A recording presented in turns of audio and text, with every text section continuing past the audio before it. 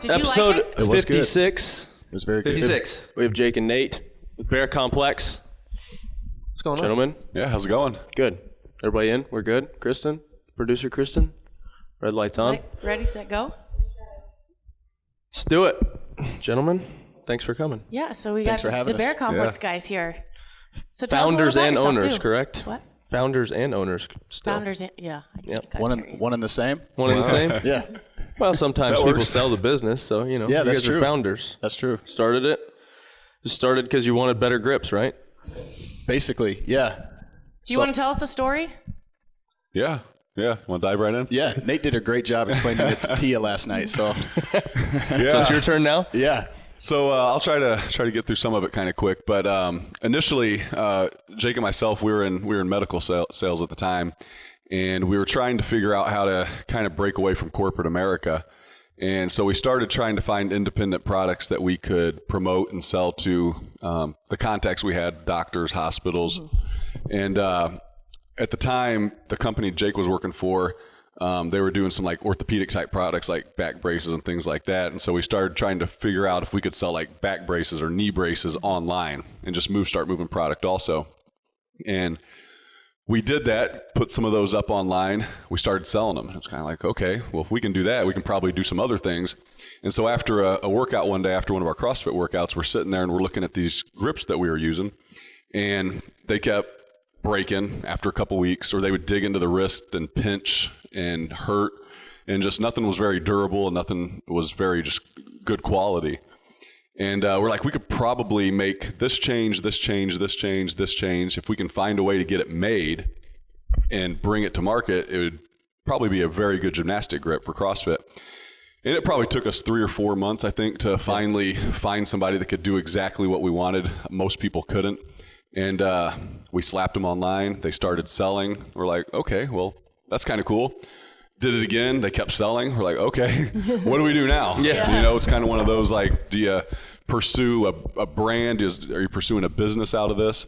And we kind of just kept letting it evolve. And that's kind of where we're at today. And the beginning was not the intention of what we're doing today, but now we're glad that we're here. So What did that look like when you were trying to find people? Like, were you bringing like a picture? Were you bringing like, what doors did you first walk in and say, hey, can you build this? And did they have any idea what a grip was? No, not really. And a lot of it, I'm more of a visual type person. So, sketching stuff up and doing things like that. And we would send it out. There's some resources online where you can send stuff out, and there's manufacturers around the world that can make anything, you know? So we were doing that, and we got tons of samples and stuff back, and nothing was where we wanted it to be, you know? It was just like, it's okay. Could we sell it? Yeah, probably. Do we want to put our name on it? No, you know? Right. And eventually we got one back that was to the specifications that we had put, and it was like we opened the box, and it was like glowing. It was like, this is it, like immediately. And so, one of the funny parts was after that, it was trying to come up with a name, you know? Do you have any names that were like second place, like inside let's hear names that. that weren't Bear Komplex? One of the hardest things is trying to figure out a name for something. Yeah. You know, that's where people get held up quite a bit. And we wanted it to be somewhat related to CrossFit and fitness, but we didn't want like burpee something or something silly like or that, something right? like that, yeah. And I remember it. I was standing in my kitchen, and Nate and I live in the same neighborhood, so that made it really easy for us to, get this whole thing together. But I was talking to him on the phone. I was like, we got to come up with a name, and we were like, let's think of something that just is really awful, like in CrossFit, like one of those movements that's just really tough, but again, not like a burpee or something silly like that. And he was like, what about a Bear Komplex? Those are really awful. Terrible. And immediately, again, it was like, yes, that's it. Like, that's Nailed the one, it. like, that's awful, but it's kind of a cool name, and we switched the C to a K just to kind of flip it around a little bit. And, A little edgier. yeah, make it a little edgier. And, that's just kind of how we got the name, but people often ask about that, and some people know what a Bear Komplex is if you're, really involved in the sport, but many people don't. So. Even if you don't, it sounds cool and you get to do this. Yeah, exactly. Which is a grip, so come on, it works out. Yeah. Do you have people ask you, what's a Bear Komplex? Is that part of it? Yeah, I mean, people do ask. Yeah. That's part of the often. story. Yeah, you know, which for those that don't know, it's a power clean into a front squat, into a push press or push jerk. And then you drop the bar back on your back, do a back squat, and then do that push jerk again. And for anybody I think out there in the it was audience- like originally on CrossFit.com, it was you had to do a set of 7. Yeah, I think they have to be for weight. unbroken. Yeah, set of 7 for weight unbroken. That's Exactly. right. It's pretty terrible. That mounts up pretty quick. Yeah. So. Wow. Yeah, and it's awful. Did you guys ever think that you'd be entrepreneurs going into this, or was this kind of like you guys have been friends for a long time? Hey, let's just try this idea. This is interesting, or is that something you knew you wanted to pursue at some point? Well, I can speak for myself, and I'm probably speaking for both of us, but definitely it's something that I think was ingrained in myself, I mean, for a long time. Just whether it was my dad feeding me books to read, things like Rich Dad, Poor Dad. He was always big in real estate investments. So it was kind of always there, and I always gravitated towards it. And I think it kind of made this transition a lot easier, but also being able to do it with a partner, you know, to be able to bring, you know, 2 heads in and try to attack something like that. But it definitely is something that I've kind of grown with growing up. So, Yeah, I'll say Nate and I had some business, a small venture in the past where we worked. Actually, in college, I had a business that I started up that a lot of people don't know about me. So it was designer knockoff purses. Oh, nice. Nice. So I'm completely secure in saying this. But in college, I did not have a regular job. What I had was a storage unit in my apartment complex down at Southern Indiana. Okay.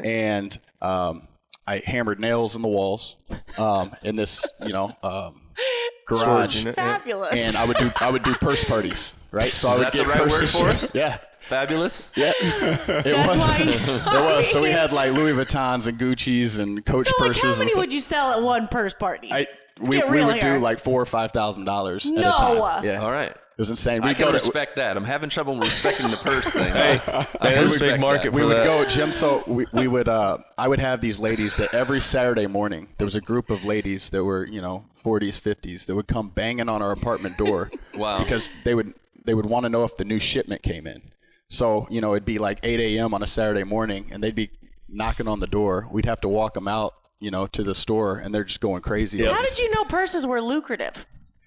It was back in the time. It was not dating myself here, but it was when you remember when they just kind of like blew up there for a while. Yeah. A lot of people were having the purse parties and things. We were talking the other day I have a story after. Go ahead. about if we could have invented one thing, Oh, what it would have man. been. And I was like, you know what? If I could have invented one thing and had the patent for it, it'd have been black tights, women's Leggings. tights, Yoga. leggings. Is that what you Yoga call it? Genius, yeah. Everybody has one Everywhere. of those. Yeah. So Yeah. this purse thing, It was That's a big. great idea. That's what I So, mean. Like, yeah. I just, The purse thing, Hillary was obsessed with the knockoff. What's the 2 C's? What's that one? Chanel. Chanel. Yeah. So I know what it looks like, but I don't know what it is. Anyway, so me, her, and Ben Smith were in New York for something for CrossFit related years ago, like 2012 or 13. And all Hillary wanted to do is go to wherever you buy knockoff purses in, it's Chinatown maybe? Yeah.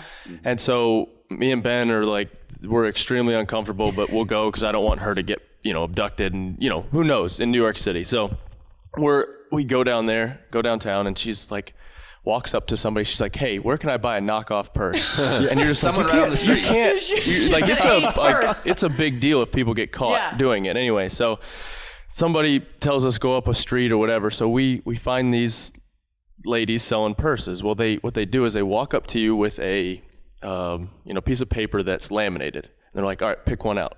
And they're like rushing you. And Hillary's like, "Oh, I don't know which one, blah, blah, blah. Can I see this one? Can I see that?" And they're like, "Pick one." And it's getting uncomfortable. And Ben Smith is, it was so funny. He was so uncomfortable.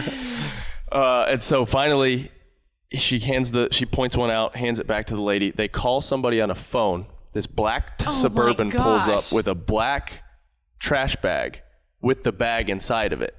And Hillary's like, and me and Ben are freaking out at this point. We're like, okay, we got to get Hillary, pick out like which one you want. Let's get out of here.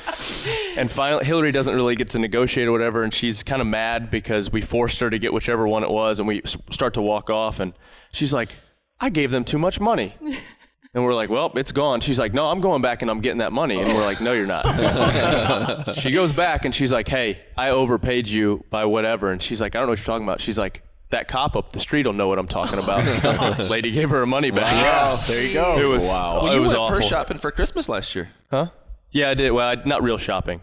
Derek Robinson had already told me which Where one to go. that she wanted and exactly what it was. Yeah, I yeah, walked We were set in up. Nashville one day after, what was it, a It was charity that event. Toys for Tots thing that they did at Derek's gym. We all hung at Chipotle while he went purse shopping.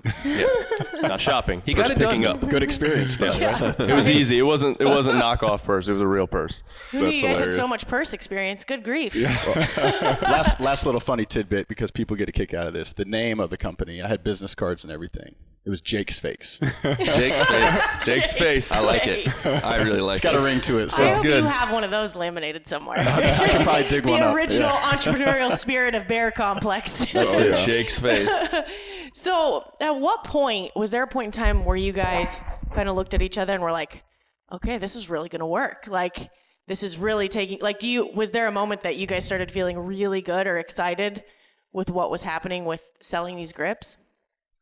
I think you experience a lot of different situations where you have that kind of excitement or have that kind of thought process of, okay, this is probably going to be a full-time business, or it's heading that way at least. And I think as we kind of got closer to where we were spending more time with Bear Komplex than we were with our full-time jobs, as well as it really became difficult with families, because I have 3 kids and Jake has 2 kids, young kids. And I think it was when we started feeling those stresses and those pressures that, okay, we got to start to figure out now, how are we going to be able to make this be the full-time job and be able to do it in a way where we feel comfortable, that we're not, feeling the pressure and the stress of walking away from our job, our full-time job, and being able to go with this thing with everything we got. And and being able to get away from any of those kinds of just stresses. I think that's where, for me, we knew that it was going to be something that was going to be big. Mm-hmm.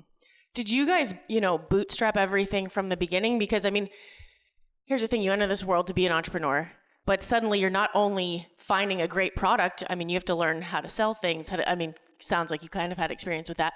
Have you guys taught yourself things from marketing to advertising, or did you from the beginning hire people and be like, hey, we know this side of it, but we're going to just pay out this side of things? Yeah, I think we've surrounded ourselves with a really good team. Jeff, who's here, who you guys have met and has been doing a lot of stuff. Fortunately, we got hooked up with him at an early stage, and he's a wizard as far as like ads and Facebook and different things like that, which are a big part of our business.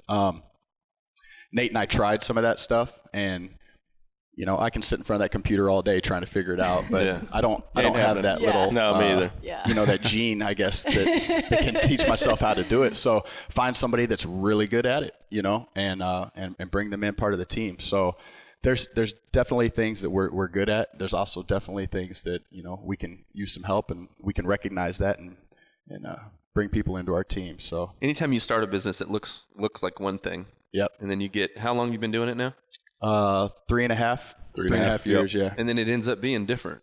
Is that like that for you? You look back and go, man, this is not what we meant to do, but this is where we're at. Exactly. What's Yeah. that like? What did it look like in the beginning, and how did it change? Well, in the beginning, I think we were just trying to create a very good grip that was better than anything else out there, and really just see if we could sell some online and make some extra money. Like there was no game plan. There was no detailed plan of, okay, we're going to do this and this is how we're going to progress. And then all of a sudden this is going to be a full-time business. And then we're going to walk away from our jobs.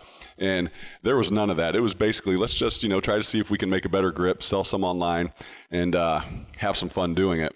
And then as you kind of get going and, it progresses, you kind of have to deviate and change directions. And that's when you start learning more about how to build a brand, how to build a business, how to scale a business. And we still learn this every day. We're still going to, we go to conferences, conventions. We still listen to podcasts. We do as much as we can to continue to learn how to grow and scale and figure out what to do next more than anything. Right. What's the most memorable day for each of you respectively as a business owner? Good question. I'll let you do that one first. I think for we go back to this one. One of Nate's good buddies from Iowa that he played basketball with had a lot of success selling jewelry online, and he had built up a really big business. And I remember he was in town one day and he was kind of mentoring us a little bit, just because we were probably maybe within the first 6 months and we were doing really well, and or at least at that point we were doing pretty well. Like sales were increasing every day, and there was a day when it was like we had never sold above like 30 or something, 30 units in a day. And his buddy was in town and we were sitting at a sushi restaurant and we were just like talking about stuff, and like all of a sudden like some more and more sales came in, and we're sitting there and we're like, wait a minute, we just surpassed 30. And like his buddy was here, and then it was like 32, 34, 36, and we're like, wait a minute, like what is happening right now? Like it was happening right in front of our face. We were like celebrating, and I think that day we ended up at like 39 or something like that. But it was like a monumental moment, because we had never surpassed 30, and then all of a sudden we're like at 39, and it was we were acting like kids in a candy store, because it was like. Awesome. Do you have your first pair of grips framed on a wall? We don't, but we have them. We do have them. Yeah. That's kind of Maybe cool. we need to frame them. Yeah, you gotta get them You framed. gotta do That's a something great like idea. that. Frame that. It's like that get the first business dollar. card. Yeah. Jake's a face. little wall of fame over there. Yeah. It's a good idea. Why is I've only used your grips. I've never used any other ones, so I know what that is. But why is Bear Komplex grip better than the other grips? Well, I think some of the main changes we did were with the buckle placement, so it doesn't dig into your wrist. Right. We do a 3-hole grip, which is really nice, a little more coverage for the high volume stuff. We have a couple different materials that are good for different bar situations. And then we try to work with the highest level athletes in the game to try to get feedback and figure out what works and what doesn't. So we've got some new things on the horizon as well to constantly get better. Yeah. I can speak to it. I mean, I used traditional leather grips for years, and I liked them. But then when I think it was Alex Anderson showed me a pair of the carbon fiber or carbon grips, and I was like, holy cow, this is completely different. Like with the leather ones, after maybe a couple weeks of using them, I sweat a lot. And they would just get super stiff, and just for me personally, the leather grips didn't work, and just a traditional 2-hole grip. But then once I got those, you could, because what would usually happen was I would use the grips. So if there was a workout that had a barbell and being up on a pull-up bar, I would usually take the grips off to be on the bar, because they're a little bit thicker. But with the carbon grips, you can still do barbell work. You can still get on a pull-up bar. You can use them on the rings. Like, they're all around. You can use them for everything. And like you said, the placement of the buckle never digs into your wrist. Like it's the only grips I use now. So for me, it was huge. I mean, this would be my 10th year doing CrossFit. So, taking 6 years, 7 years to find a good grip is kind of cool. I got a grip question for you. Sometimes you don't put your fingers I through. put my fingers through the holes all the time. Dre doesn't put his fingers through the hole.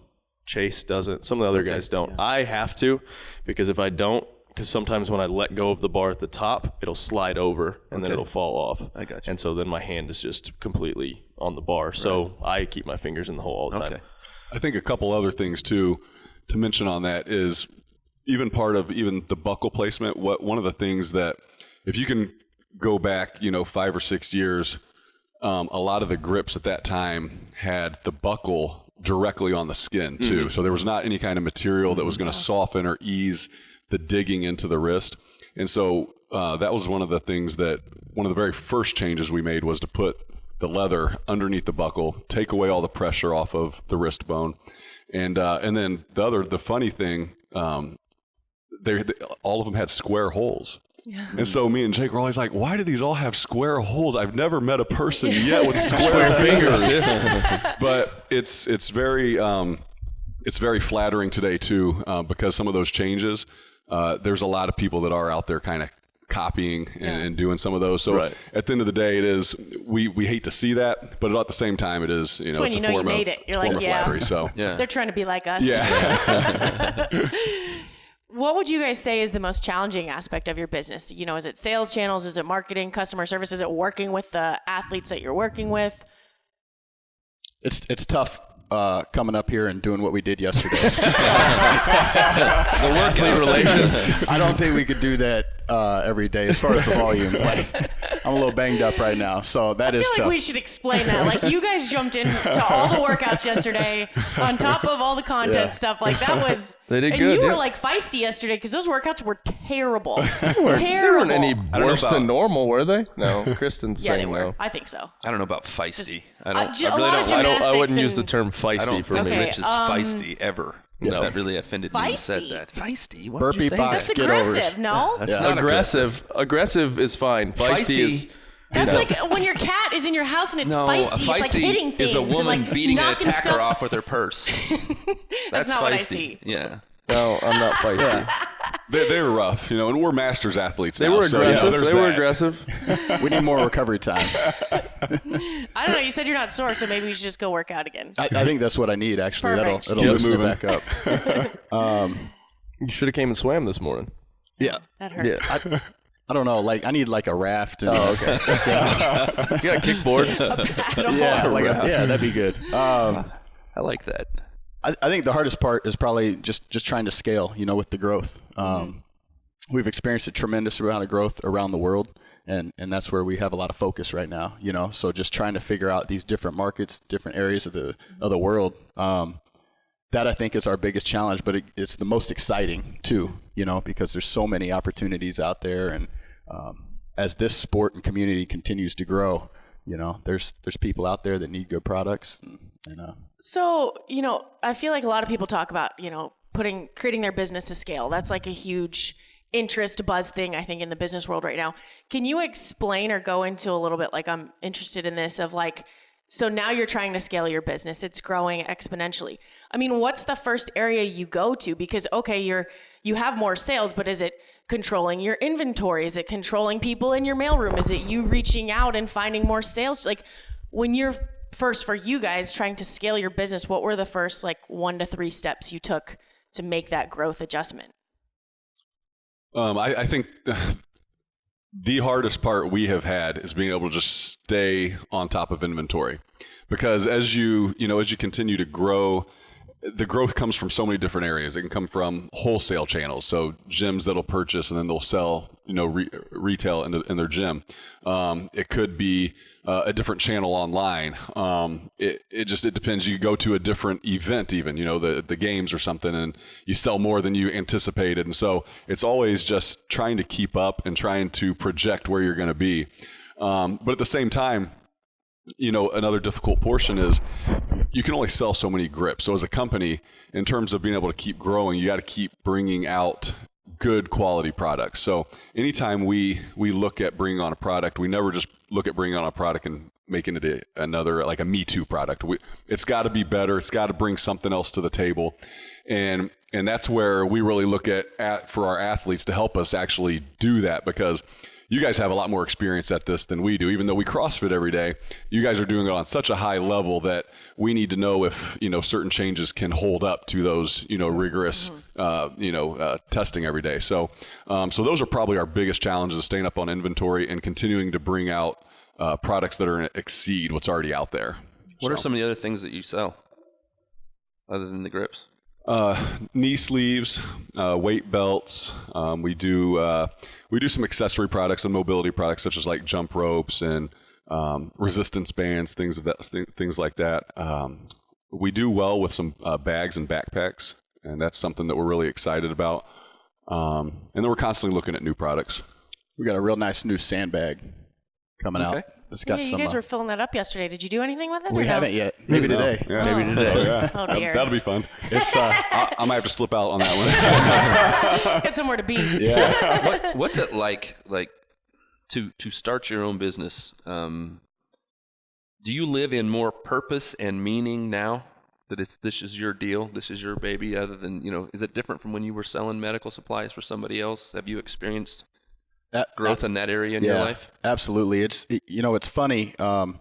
Nate and I were doing CrossFit before we started this thing, but in the last 3.5 years, we've really become ingrained in this community, and get to come to cool places like Cookeville, Tennessee, and go to these events around the country and meet people and meet our customers firsthand, and it's so cool.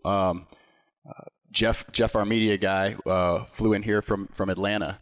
And he said he was walking through the airport and he saw somebody wearing a Bear Komplex sweatshirt. And he was like, I ran over to him, was just like, hey, like, asked him the whole thing. But he was like, that was just so cool to see, and for him to see somebody else just in the big old Atlanta airport wearing something, like, that was really cool. And then for him to tell us about that experience was really neat. So it's obviously this community is pretty impressive, So to be ingrained in that and to get to meet these people and hang out and do different things is like, the medical industry is great, but I used to sell a product that actually saved lives, and that was pretty intense, For sure. But it got to a point where I wasn't giving enough energy to that, and Nate wasn't doing the same to his job, and it wasn't fair to like our teammates and our other people on that side of thing too. So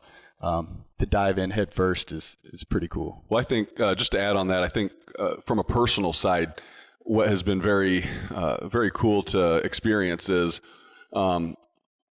just recently we've actually been able to bring on both of our brothers full time to help us, and they both they work out with us, and so they're used to being around CrossFit, and but it's just been very cool to be able to now have them at our sides working with us.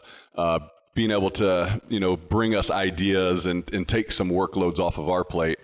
And I think, just things like that is why you do this, Yeah, that's really cool. How many people do you have on the Bear Komplex team now? We've got 10 in-house at our warehouse up in Indiana. And then we've got 3 people kind of like remotely doing stuff for us. Yeah. Well, so to his point about like passion and like doing something that means so much to you, is it hard to...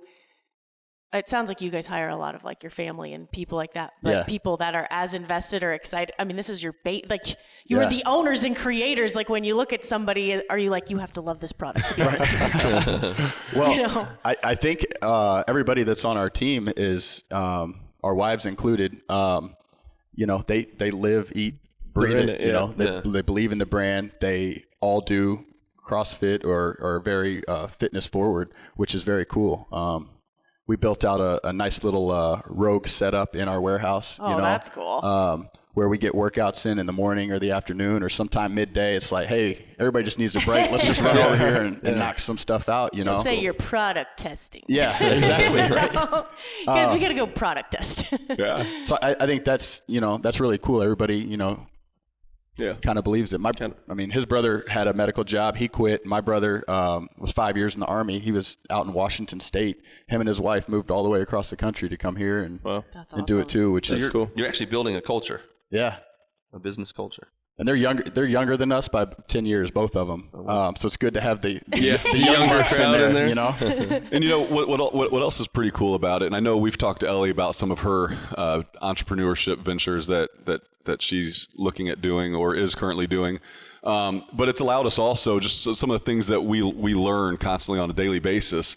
We have my brother has a buddy that is into entrepreneurship, and they're starting a company that's basically doing things like sunglasses and watches. And then we have a couple buddies from the gym that have created an app that's going to be centered around the fitness industry. And so we can bring them just a lot of ideas, things that we've seen work, things that haven't worked, not try to reinvent the wheel, but really just try to help.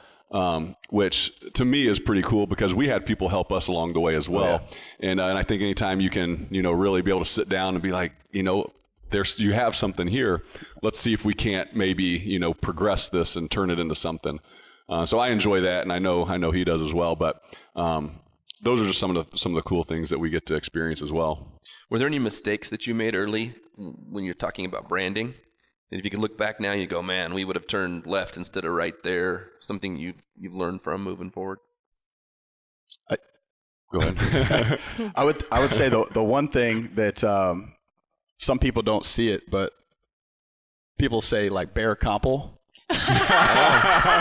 They don't like see the X. Yeah. And it really like drives me because I'm like, really, you don't see that? Oh man. But it's funny. It's only when it's like a two-tone a two-tone thing. If it's all the same color, people see it. It's not a word. Yeah. Come on. Well, I guess because I've heard it Yeah. so much, when I read it, I see it as complex. But if you didn't know what it was, I can see that might. Yeah, so that happens. But I don't know. We have a couple different logos that are a little different. But I don't know. Maybe we're in too deep at this point. Right. You know. Do each of you have strengths business-wise that, you can go to him for something, he comes to you for something? Yeah, I think I think Nate's really good at like, generating ideas and different things like that, which is good. And he's more I'm very rigid, and things like that. And where Nate's more like let's get some ideas, let's throw them on the board, let's see what what we can work with here. So I think we complement. Nate's very a lot more laid back than me, so it's good to balance out. I'm a lot more high strung when it comes to some stuff, so it's good to just kind of balance each other out chill as out far a as little like bit, yin yang. Yeah, that's awesome. Yeah, no, and I would agree with that. I don't know, if we were one in the same. I mean, we're same in a lot of areas, but in terms of things like how Jake described as rigid and laid back, if we were both the exact same in those kind of regards, we'd probably do a lot more butting of heads. And the cool thing is we. At the end of the day, we're friends first, then we are business partners. The same thing like with our wives that are involved, and and now you have brothers that are involved, and those are the things that we just got to remember. At the end of the day, that's more important than what we're doing, with business, and I think that kind of helps us, stay level. Yeah. Well, so Silver mentioned culture, and you mentioned that you kind of give back to other friends and business owners, and because nothing trumps experience. Like that's, there's no book, as many books that are out there that can really give you every insight. Do you guys, is there a culture you think you're creating at Bear Komplex? Are there values that are important to you, or you're still winging it? Sometimes we wing stuff. I think that's the best way to do it. But I think what we've been trying to do is put the people on our team in a position to make their own decisions and really embrace their input too, because our biggest thing is just ideas. There's so many ideas that are out there, but like we want to embrace everybody to be able to like bring them to the table. Hey, if you guys got something, like let's talk about it. So we've got like a room similar to this with a bunch of whiteboards and stuff, and we get together, with the guys once a week, and we just write stuff on the board and like, hey, what should we do next? Different things like that. But I think it's very open.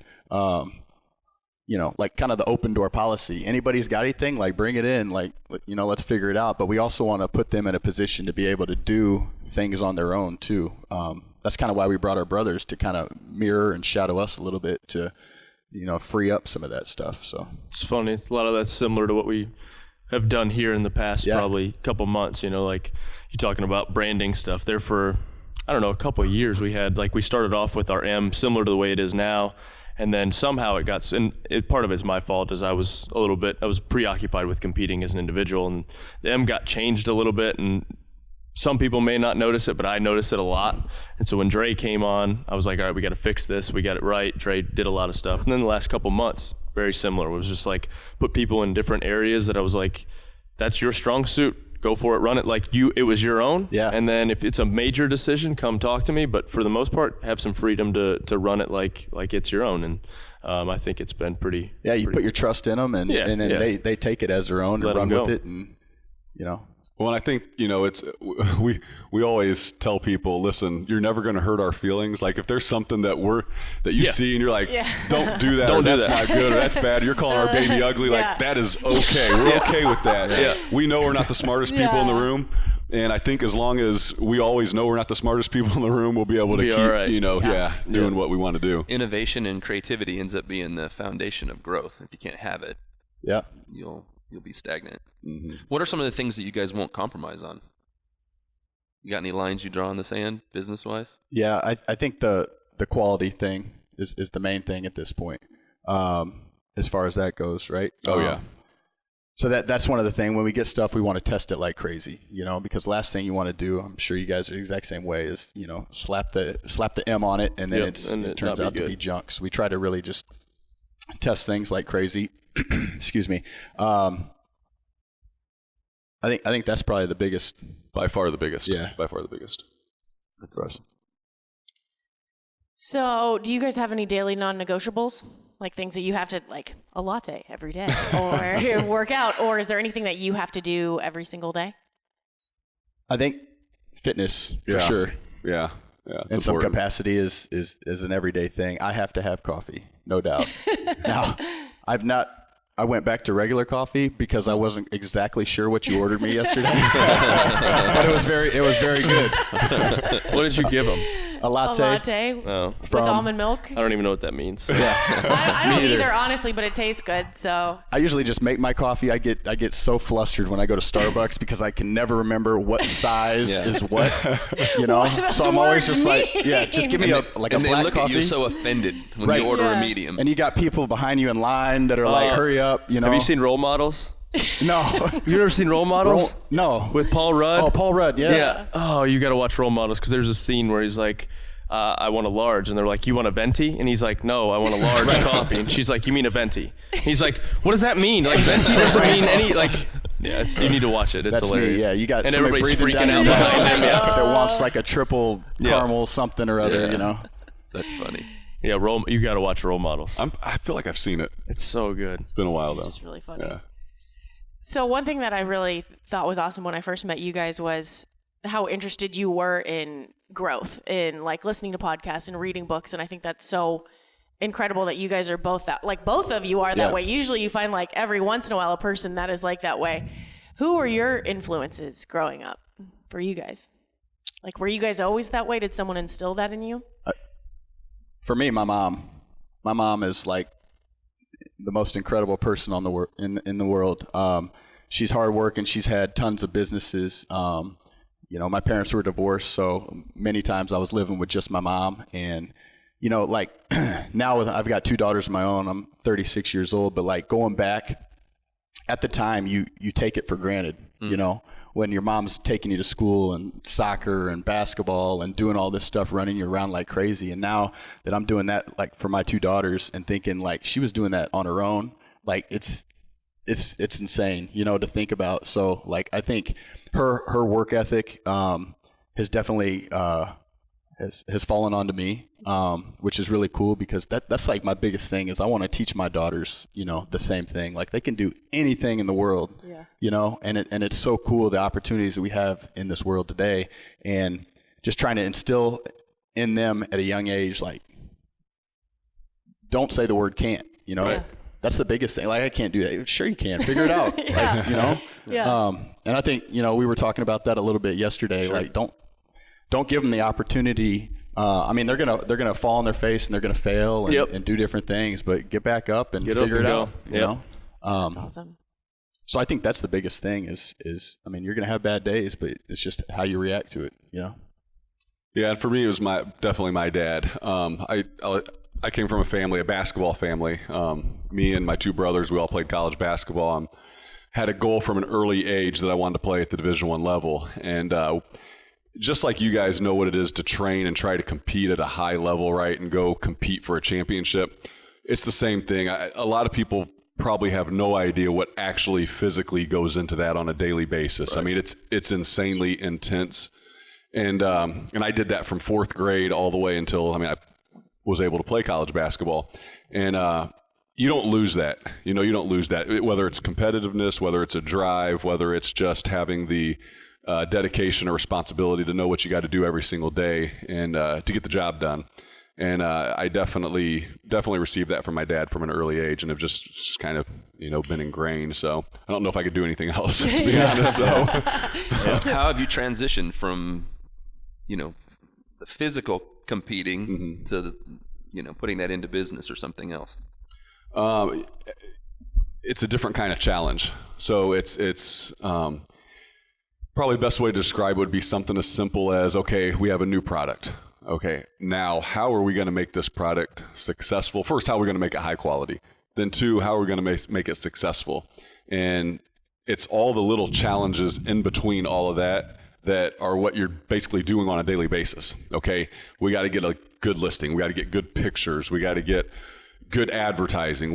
So it's all these little challenges that have to be done the right way, and they've got to be done very good in order for this product to be successful, which ultimately is going to make the brand successful. And I think it's just every day being able to knock out these details. Yeah. There are a lot of athletes that really struggle with that, especially at the level you were competing.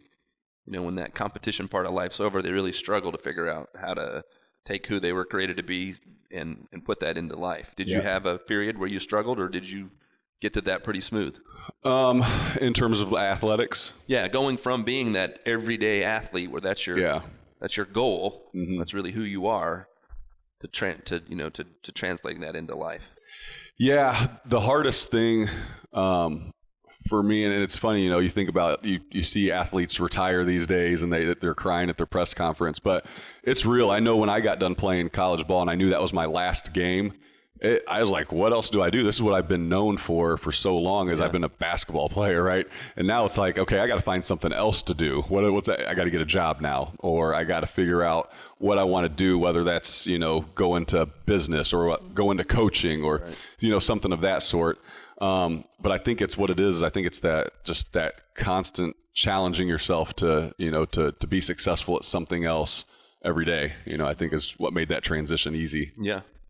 I think that's kind of like, there's a gap there. That's so interesting, that like the points you're making about that, because I think it's something that Rich is such a huge advocate of kids don't just do CrossFit, play sports, because we are literally, everyone at this table, the people we are today because of the work ethic from sports, from the interaction with teams, from the struggles, from like all of that. And that wasn't because we started CrossFit when we were 12 and that's it. And right. then, you know what I mean? That's how we ended up who we are. But to his point, I think one of the biggest challenges today is when your identity and who you are is 100% wrapped up into this thing that's terminal, Division I basketball, gymnast, anyone else, that it has to end. It'd be so cool to be part of a program or something that's teaching you you're working for this and striving for this, and it's an incredible goal, but you also have value here. Maybe you start a side hustle, or like you have a vision that you, what? Jake's face. Right? You have something in your life to know that you're doing this and this is an incredible accomplishment and it's shaping you, but it's not the end for you. This is where you're at. Mm-hmm. Yeah. I mean, this is the conversation that you're in your life right now. Like, how much longer am I going to be professional? How much longer am I going to do this? Right. Now family, now kids, now business. It's that shifting of gears. Mm-hmm. Yep. Just gotta be ready for it. Yeah. But he's prepared. I mean, he's think talking of all the about people it every that day. like, right. Yeah. not, like it's not, you get what I'm saying, but like he has himself set up for success. But like most college athletes, or even, any sort of elite athlete, you hit that point and you're depressed. You know what I mean?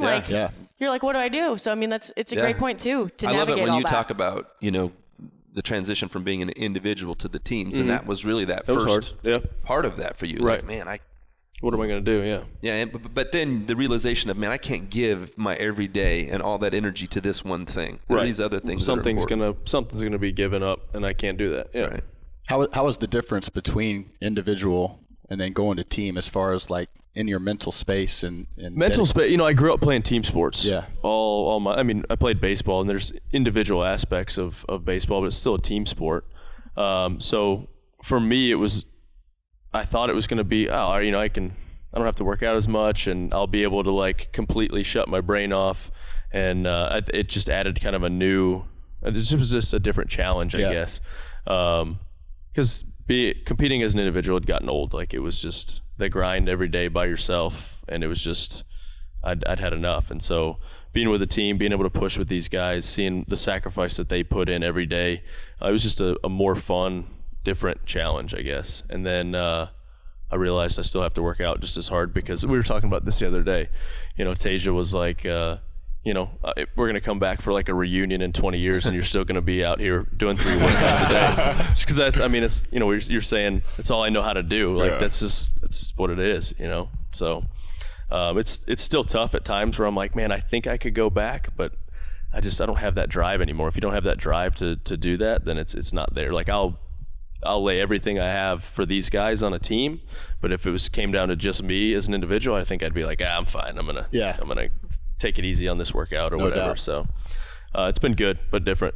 Well, to your point earlier on the culture thing, it's really cool to see you all in the element, because the culture is definitely there. I mean, you guys get along so well, and everybody's kind of on the same page. It's cool from an outside perspective to come in and see it. It's pretty impressive. We have a good time most of the time, right, Kristen?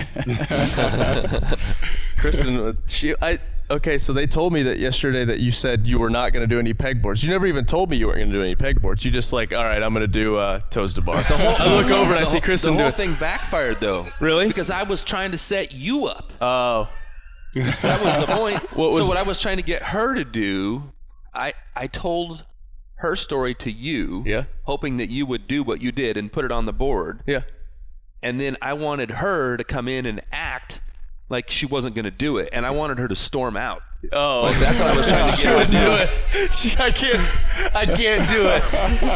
But then she comes over and she's like, I can't do that. There's too many people here that think I'm serious. Oh, that would have been great. You would have had all of us on tilt. That was good. Like, what is going on? Nice. And then the other problem was I thought you were joking when you wrote that workout. No, I already had that. It's like I was like, I already had that planned because we wanted to get some stuff with the grips. And so I was trying to get, a workout that we'd have to use the grips. I didn't know that you weren't actually going to do it. I was like, she'll do it. I was like, Kristen, she's all talk. She'll always do it. But sure enough, I look over, she's doing toes to bar. I was like, it's too cold. I was too cold. So when you wrote it up there, I was talking to her like I'm trying to encourage her, and then pretty soon we were like, no, I think that's actually the workout. And she's like, I'm doing toes to bar. No, that's the workout, Jim. Way to go, Jim. It just didn't work out. Yeah. For some reason, I had that in my head, and I was like, we got to do that. Next time, we'll get him. Yeah, they're trying to plan a coup, huh? Yeah. All right. I remember that. Trying to set you up. Just trying to liven it up. I was just confused the whole time. I didn't know what the plan was. Yeah. Outsmarted Well, if by it makes Froning. you feel better, we didn't think it was a real workout either. And we were trying to figure out how to get out of there. We're like, will they notice if we leave? Well, you guys rope climbed. That was plenty. We'll tell people. It was 12.96 thrusters at 135 with 3-2-1 pegboards. You rested. Then you did 15-12-9 thrusters at 115, 3-2-1 pegboards, and then we did 21-15-9 at 95 pounds with 3-2-1 And pegboards. it was 25 degrees. It was not 25 degrees. It was 33 degrees, actually, because it was on their story. It was on their story. The fingertips for the first were non-existent. You know what's funny? I got home that night too, and I was your still phone sweating, knows everything. so like, hey, we're Heated fine. gloves came up. Oh, there you go. I was like, it heard me talking. Yeah. Once you get moving, it's fine in there. It is. And we had like 12 people in there, so there's plenty of body heat. It was probably at least 35 in there. Right.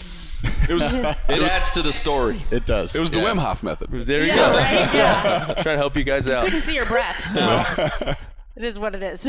Right, you couldn't see your breath. You couldn't. Yeah. Told you. You could outside though, but not inside. But Everybody survived. Everybody lived. We lived. No one was That's hurt. Majorly. Right. Majorly. Except for their heart. Yeah. Maybe a little of their soul. Yeah. Do you guys have any back to the entrepreneurial side advice for aspiring entrepreneurs? Now that you are one. Dive right in. Honestly, I mean, we say it all the time.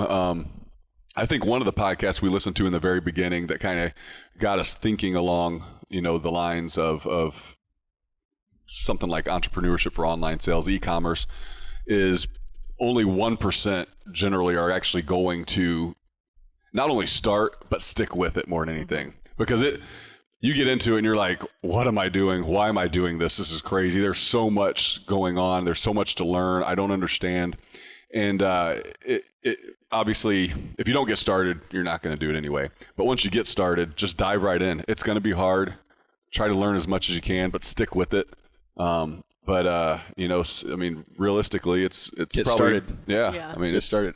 I think one of my favorite sayings is, when is the best time to plant a tree? You ever heard this? 20 years ago. Right? Yeah. When's the second best time to plant a tree? 10 years ago? Right now. Right? Because you want the tree to be big and mature and whatnot, but you can sit here around and talk about it, but if you wait till tomorrow, that's one more day it's going to take for that tree to get bigger.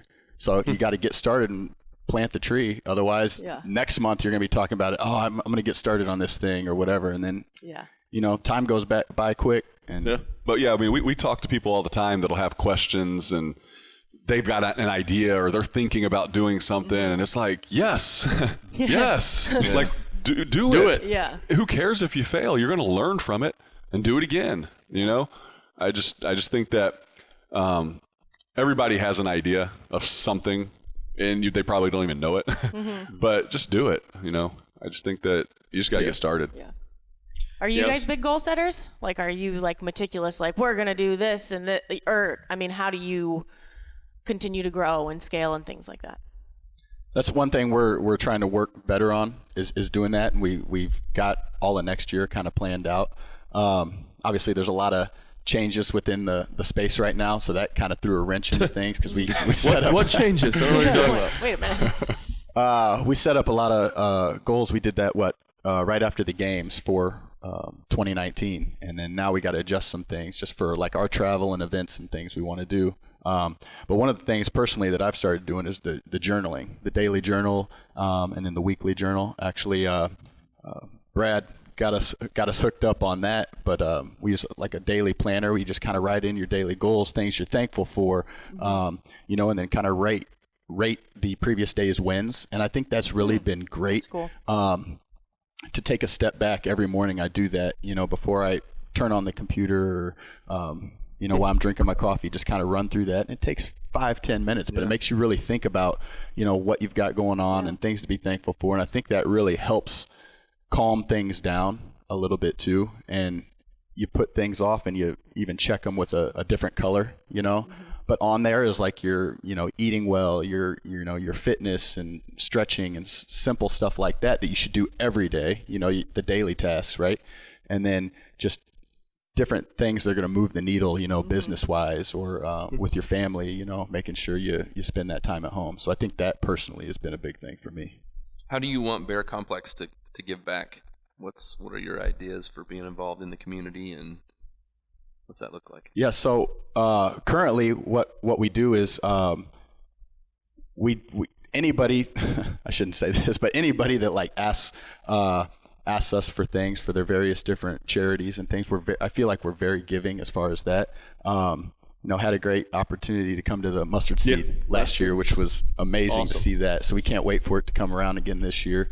But to be honest with you, Jim, like we've been kind of looking for like a foundation or a charity to really like dive in and give some things. Something that's passionate in my heart is really the bullying, you know, the in-school bullying. And it just, unfortunately, you just hear the horror stories all the time about that kind of stuff. And I think that's somewhere that to really like spend our time and do things. That's kids these days are mean, you know, but it's everybody's growing up in this cruel environment. We talked about it yesterday with like the you know, the devices and all that stuff, you know, and I think a lot of it is deeply involved with that kind of stuff too. So that's great. That's a great place to be. Yeah. Yeah, that makes it tough with how connected everything is. Yeah, you know, it's crazy. For sure. What's the biggest risk you guys have ever taken? Going full time with Bear Komplex. I'm sure we've had a lot of other risks. Did you have pushback from family on that? You know, like, hey, we're going to jump in here. Let's do this. Was that I don't think we necessarily had any pushback from family or friends or anything like that. I mean, I think it was more of Jake and myself just making sure we were ready. And we laugh about it now. I was more ready than Jake was. So I was the one like doing the pushing. He was the one doing the pulling back. And you know, but at the end of the day, I mean, it was probably good because we were able to be very meticulous on making that move. The last thing we wanted to do is, you know, with 5 little kids between the 2 families, was put ourselves in a position where, okay, this probably was not a good idea, and now how are we going to get ourselves out of it? And so we were very, very careful to just make sure that, you know, some little things like, you know, I shouldn't even say little things, but health insurance, making sure that's covered and that's going to be able to be taken care of. And if things do go sideways, how long do we have that we can support the family until, you know, things get real serious? But at the end of the day, we're lucky that we have a very good supporting cast behind us with family, you know, grandparents. They're all right down the road. So if things did go sideways, we could always move back in with them. Always a basement to go to. Yeah, always a basement. I I can just imagine your grandparents like wearing grips while they're carving the turkey. Like everyone walks around in their Bear Komplex stuff. You know? Oh, yeah. What would you do with all those grips? Yeah, I don't know. Yeah, I don't know. They could serve a purpose somewhere. I'm sure. Somewhere in the garage I don't doing think you have a something. problem with that. Yeah. People buy Yeah. grips. No, you're good. What's the best decision you've ever made? I saw this question the other day, and I'm like, this is a great question. Ever. Oh, for me, it's got to be getting married. I knew that one was coming. Yeah. I doubt my wife will even listen to this, so it's not like I'm getting brownie points or anything. That's fine. My wife doesn't either. I would say that, like, you know, my wife balances me out, and I mean it's so important, you know, and to go home and she's super supportive and be able to raise kids, and like, I mean, it's awesome. It really is. But I thought you were going to say stop selling purses. listen, if I could still be riding that wave right now, I would. That's Jake's good. fakes. It's never gonna. Love it. That might be the new favorite hashtag for you. I think you need to actually build some grips and put Jake's fakes on it and just have that line man. of stuff. Just see what Just happens. for fun. Just a special Signature edition. series. Just for fun. Yeah. Jake's fakes, no, they actually work. Yeah. Exactly. Do they work? So I think that's Do you good. have one? Yeah, 100%. My wife as well. Yeah. I still remember to this day when we got married. The day we got married, our pastor had read off something along the lines of what's the best characteristic about your soon-to-be spouse or spouse, and it was absolutely, for me, she makes me a better person. I think we both could, without our wives, could go different directions, you know, very easily, but she keeps me in line, you know, keeps me grounded, and absolutely, I'm better because of her, without a doubt. So. That's awesome. You got one more. Make it a good one. This is a good one. Okay, better be. This last one was too easy. Yeah.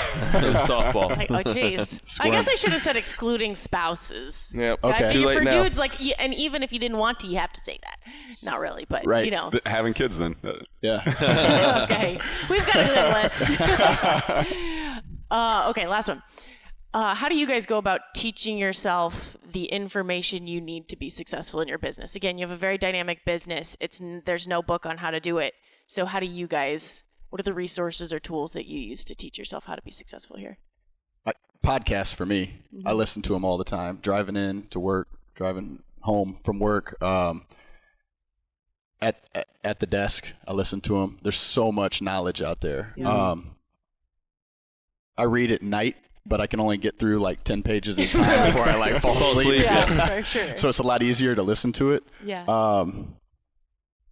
And I think actually one of my favorite books that I've ever read is Shoe Dog by Phil Knight. If you've ever read that one is really good, because it's his journey and how Nike was created is very synonymous with some of the things that we've been through. I mean, Nike almost didn't happen, you know, several times. It almost never became, and it's pretty cool to like see what, and there's so many stories out there like that, but I think that's probably it for me, is podcast.